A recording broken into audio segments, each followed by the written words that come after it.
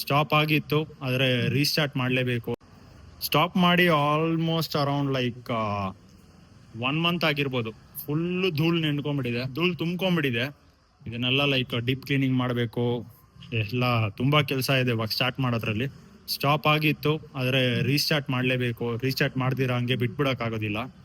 ಅದಕ್ಕೋಸ್ಕರನೇ ಇದು ನಮ್ಮದು ಲೈಕ್ ಫಸ್ಟ್ ಬಿಲ್ಲಿಂಗ್ ಕೌಂಟರ್. ನಾವು ಯಾವಾಗ ಸ್ಟಾರ್ಟ್ ಮಾಡಿದ್ವಿ ಇನಿಷಿಯಲ್ ಸ್ಟೇಜಸಲ್ಲಿ, ಅವಾಗಿದ್ದು ನಮ್ಮ ಬಿಲ್ಲಿಂಗ್ ಕೌಂಟರ್, ಅದನ್ನೇ ಇಟ್ಕೊಂಡಿದ್ದೀವಿ.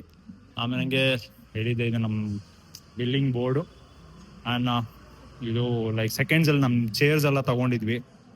ಒಬ್ರು ಯಾರೋ ಸೇಲ್ ಮಾಡ್ತಾ ಇದ್ರು, ಅವ್ರ ಹತ್ರ ನಾವು ಫುಲ್ಲಾಗಿ ತೊಗೊಂಡಿದ್ವಿ ನಾವು.